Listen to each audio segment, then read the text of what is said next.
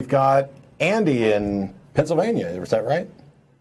Yes, that's correct. How are you? Hi, Andy. We're well. good. Hi. I just want to say I've really enjoyed your show. I am a Christian who's kind of been thinking lately, and I've really enjoyed the perspective that you guys give and the logic you present and everything. And it's been very good for me, just kind of how I think through things. So thank you for that. Thank you. The question I had for you was something that struck me the other day. I agree with you, and your points that you make sometimes when you talk about, is God moral, or is, God can't be because he's not moral, because the slavery thing and other, points, like the slaughtering of Canaanites and all that sort of thing. I got to interrupt because it sounded like you were saying that we said God can't exist because God is immoral. I don't think you said that. Yeah, maybe that's not phrasing it right, but the feeling I come away with is, well, I kind of feel like all I have to do is prove God's not moral, and that means there's no God. Oh, At least there's no Christian God. No. What you'd have to do is say that this God is purported to be moral, and can be, and its actions that attribute to it are shown to be immoral, and that raises a conflict on that particular God. On that particular but yeah, definition. you're correct. There's something called the problem of evil, and I usually will say, I may not say it 100% of the time, but usually when I bring it up, I point out that the point of problem of evil is not to demonstrate a God does not exist. It just demonstrates that God does not have the properties of being all-knowing, all-powerful, and all-benevolent.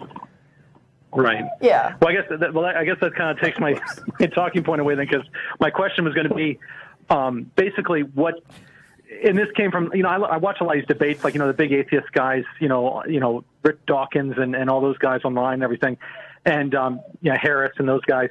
My thinking was, the argument that I hear some make is that, well, maybe God thinks that something is moral that I don't. Like, maybe he thinks it was good to, kill a child, and it's kind of like, well, even if I disagree with that, I feel that actually, am I any further along in deciding whether he's there or not? Because does that really matter? I mean, maybe he just views things differently than I do. Yeah, or maybe he's just a really evil God that likes to torture children. Yeah, the question of whether God exists is separate from assessing particular definitions and descriptions of God.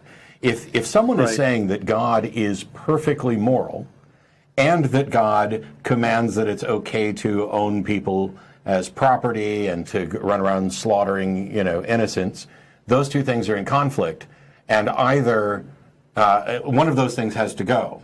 I don't believe in God because there hasn't been sufficient evidence to support the claim. I remain unconvinced that any God being exists.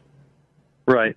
Well, this wasn't my purpose for calling, but can I ask you one quick follow-up question to that point then? Sure. It is, and this is something else I've kind of thought about lately, is how do I approach this question? Because I know based on listening to you, I take it that you kind of approach it from, we're starting with a zero, like there's no God, no assumptions about anything, and you make a claim, you tell me what your support is for that.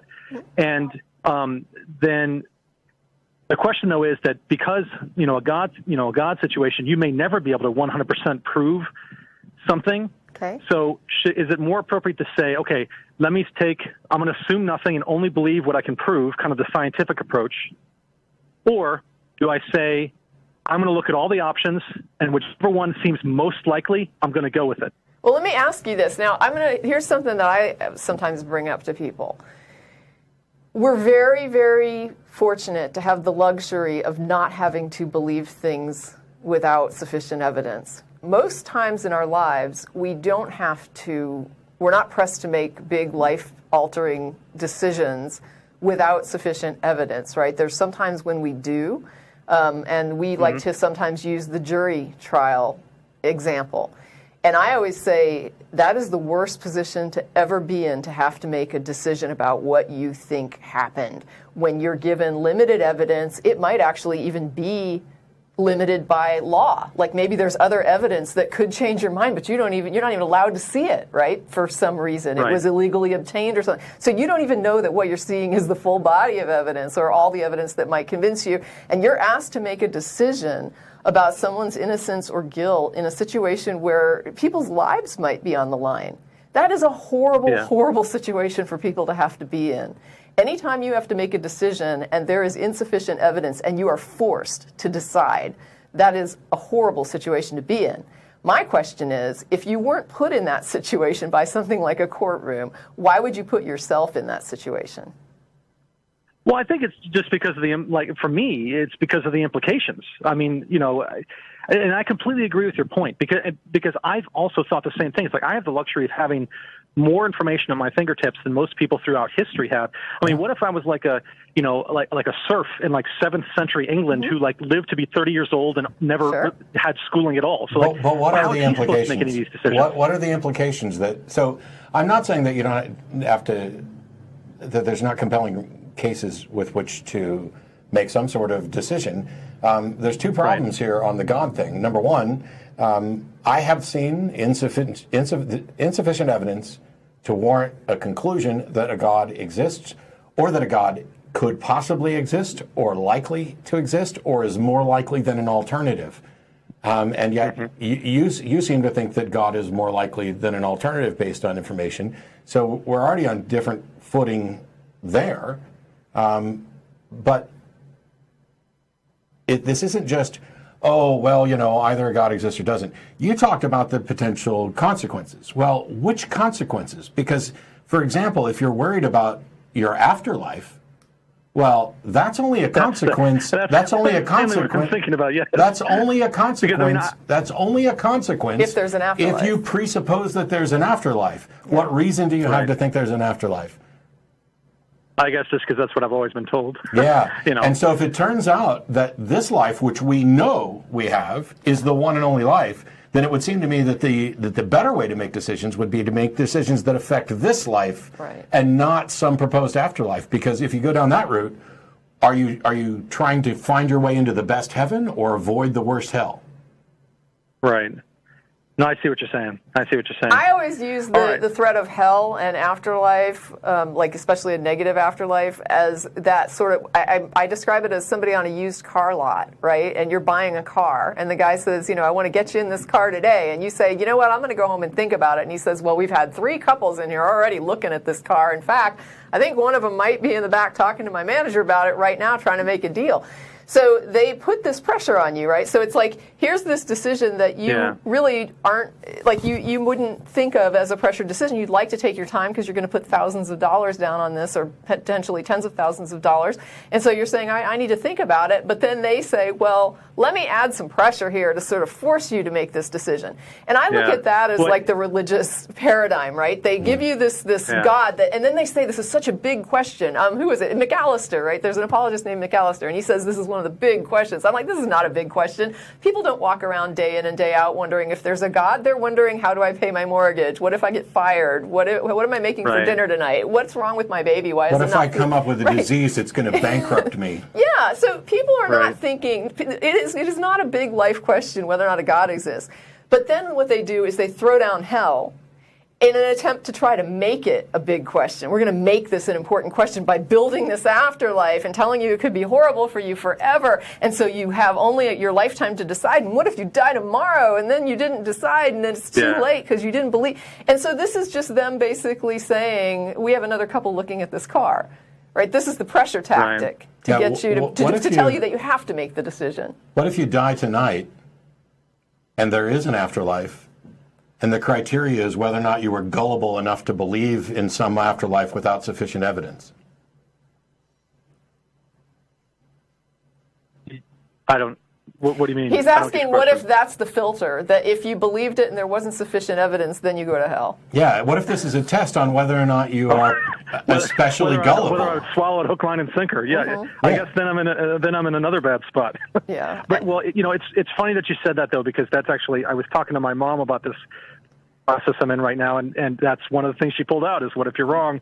What about, Pascal and the whole thing? Yeah. So, yeah, Pascal is awful. I look at that, and the thing that gets me is they try to portray it as, if you believe and it's wrong, what have you lost? And I'll tell you what, when I was a devoted Christian, I had my whole life sunk into that religion.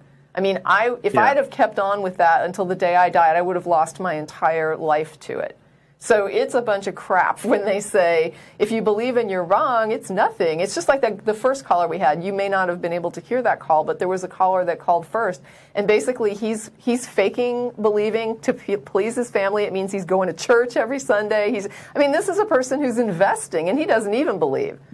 But it's like, if So, and this is just to show that if you actually did believe it and you said, I'm going to devote myself, you bet you're going to be putting time and resource, money, time, energy, effort into this, trying to convince other people, doing what you think God wants you to do, praying for guidance, and then letting weird little intuitions rule your life and which job you take and who you marry and whether or not you adopt this child. I mean, there are people who have huge life decisions based on these things that they believe about their religion. It's gigantic. The cost like whether or not we take our kid to a doctor or I've made those types of decisions myself. Yeah. So I mean, it's not no cost to you if you believe in it and it's not true. There's a huge cost if you believe it and it's not true. You've basically given your life over to something that is incorrect. Well, yeah, that's the cost. It's one of the many costs. It's huge. If you believe it and it's not true, that means you spent your entire life believing a lie, which prevented you from accessing what is actually true about reality. But also devoting yourself to that and letting it guide your life. Yep. Yeah. Right. Instead of owning, living your own life. I completely agree. Because, like one of the things, and this is the last thing I'll say because I know there's probably not much time left, but one of the things that's interesting is, one of the Christian things, they always say, well, if you believe, you'll truly be free. The truth will set you free. But I personally kind of think, I'm actually, if I didn't believe, I'll be more free because I can kind of just feel okay, I'm free to pursue what I want and not have the constant thing, constantly asking myself, well, is this what I should be doing? And always having that kind of hanging over my head. Yeah, you're not having to double check all the time to see what you're supposed to want. And what you're supposed to have for your life. But the thing is, if you go off and do that, you're the evil sinner that just doesn't want to be responsible to God. Yeah, the example that I've used before, when I talk to college students, which would make you happier? To have the state assign you your major and your job? To have your parents decide your major and your job and who you marry? We would rebel against those choices and being made for us in almost every other circumstance, and yet religions, particularly Christianity, have this idea that God has a plan for your life, and if you're not living up to God's plan, you are a failure. And that is that is abuse. But more importantly to me is, when did it become a sign of being personally irresponsible to say that you want to take responsibility for your own life? Yeah. Seriously, is that not backward? Yeah. I mean, it does seem that way. Yeah. Hand your life over to God and you're taking responsibility. Yep. That's just assigning it off to somebody else. Yeah. Something else. Just fill in the blank. Yeah. Yep. Well, thank you guys very much for everything you do. I appreciate it. Appreciate your show and your thoughts and everything. And please keep at it. Thank you for your call. Appreciate it.